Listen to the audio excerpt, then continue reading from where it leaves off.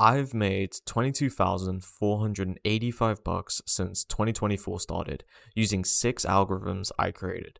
Now I'm planning to add 3 more to my portfolio. Here's how I made money without executing a single trade.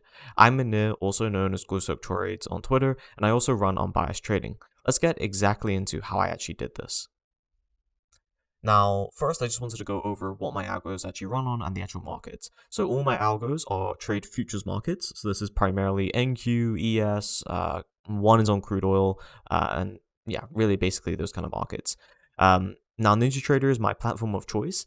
Mainly, this is really just due to convenience and speed. I've had a great experience using NinjaTrader. Now, don't get me wrong, there are some caveats. Their multi-collar simulation personally doesn't make any sense to me, so I would normally export the trades out and do my own multi-collar simulations using Python. I don't like how they don't really have a parameter sensitivity kind of thing inside of it, so you normally have to export the trades out as well for that.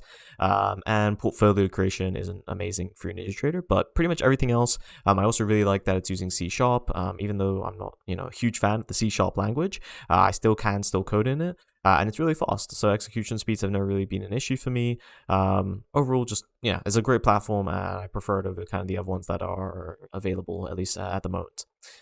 Now, NinjaTrader actually allows me to submit my strategies orders automatically, so I don't have to handle any of the execution. So most of the time in the morning, I'm either turning them on, having to restart NinjaTrader, or sometimes I'll be turning off certain algos, but that is a very rare case. That's mainly ever if it's just news or something like that. Now, to many traders, this sounds like the complete dream where all emotions would be completely obsolete because I'm not actually executing any trades. Well, this is kind of a half-truth. In algo trading, you may not be responsible for individual trades, but you're still the one managing the strategy, leaving responsibilities like turning it off or on, changing parameters, optimization windows, etc.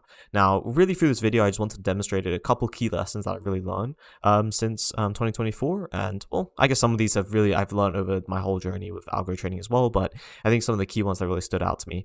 And as I've been kind of growing on Twitter, I've been getting more messages about, oh, it would be so amazing if I could just convert all my strategies into algos. And while there are definitely pros to that, it's definitely not a bad thing to desire or, try and work towards. It's not the perfect dream. Don't imagine it's going to solve all your problems, but if there are some key problems that algo trading can solve for you, then definitely go ahead for it. Like with anything, it's just like a cost analysis or benefits analysis of like what it's actually going to benefit you.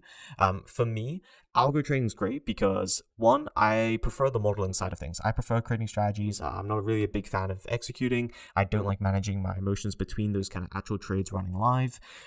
So I would prefer to sit behind the screen, code, look into strategies, do data analysis, whatever, and create the strategies and then set them to run and then get feedback over weeks, months, quarters, basically.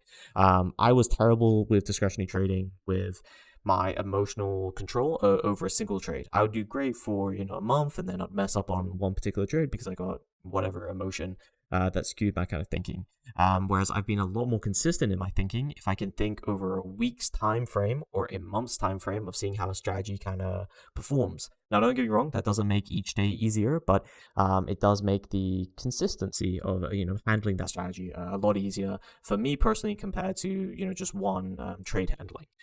Now, if that sounds something similar to you, then maybe algo trading would really benefit you. Another alternative as well is that like algo trading is great for saving time. If you can't be at the desk all day trading, then algo trading can really make sense there for you.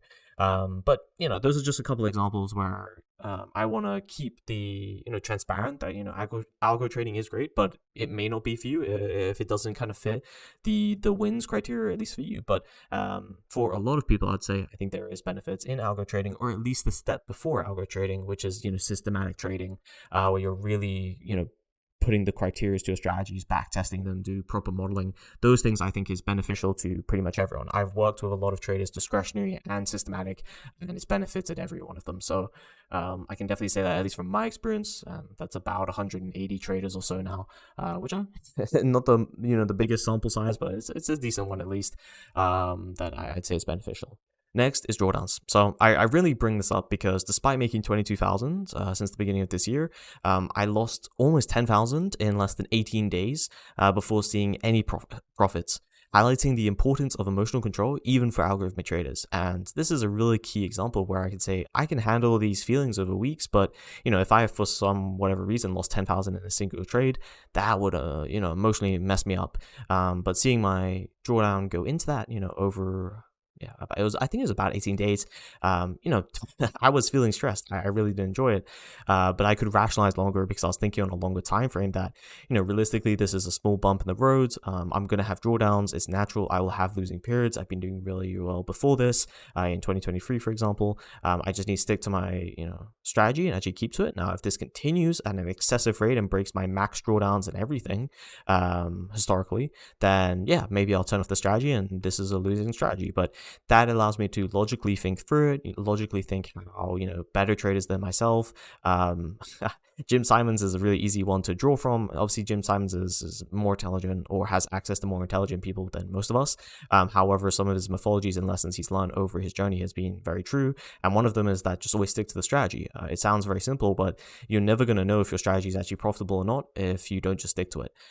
You can't do an unrepeatable pattern and try and see how that has actually resulted in something. If you're doing something that's unrepeatable, you need to be repeatably doing it so you can actually test it properly.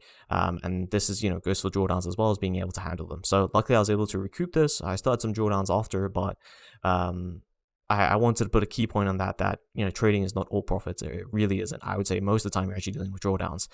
Even with high win rate strategies, I think, yeah, you may not be in drawdowns when you zoom out as much, but there will be always intraday, there'll be intra-week drawdowns, and those will always happen to you as a trader. Next is the key lesson. So on the strategy creation side of things, simpler really is just better. One of the best performing strategies was a strategy that just had 3 parameters, and overcomplication, from my journey at least at the moment, is often the enemy to live profitable strategies. I gave this example here with underfitted, good fit / robust, and overfitted. Now, this is normally applied to machine learning and also modeling, but I also kind of like how to think about it basically on just a strategy creation side of things, where the more parameters you're going to add to it, the inherent chance you're going to be overfitting it anyway, because you're adding so many parameters to that historical data, which you may fit to noise if you're adding a lot of parameters. And this one's hard. I think personally, I've developed a good understanding of when I think I'm pushing it with my parameter count, and it's really interesting working with other traders and just talking to other traders, and that's why I think networking is really useful as well as hearing other people's perspectives. Is other traders really want to make a strategy perfect. I have been lucky enough and also worked very hard on it that I don't really care about that anymore. I don't need a strategy to be a perfect equity curve. I don't need to be a perfect Sharpie. I don't need it to be a perfect profit factor, because I know the more I strive for that, I'm actually just giving up gains when I actually turn the strategy live. Now, I may turn that strategy live and it won't be profitable, but at least from the experience is that the more times I add parameters to try and get that perfect performance metric, the less likely I'm actually going to make any money when the strategy goes live. So really do think overall the key lesson here is just simpler is better. I know it's annoying to say because there is a range of simple, just a moving average crossover may not be the perfect strategy for a lot of things. You're going to get a lot of chop, but maybe adding 1 extra parameter there or 2 extra parameters on that moving average strategy, and you may get something that's really good. That doesn't mean you need to add 5 or 10 to get a Sharpie ratio of 3, for example. Like, that's just very unrealistic, at least for it to work live on live markets and general data. So I hope that lesson can help you as much as possible. I'm really excited to keep growing throughout 2024, and I'll keep you guys updated with my algo trading journey throughout 2024.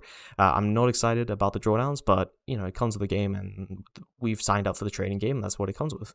Thank you for watching, and if you enjoyed it, please like it and share it with anyone else who might be interested. I hope your 2024 has started off really well as well. Leave below in the comments if you want how you started, if you're currently doing algo trading as well.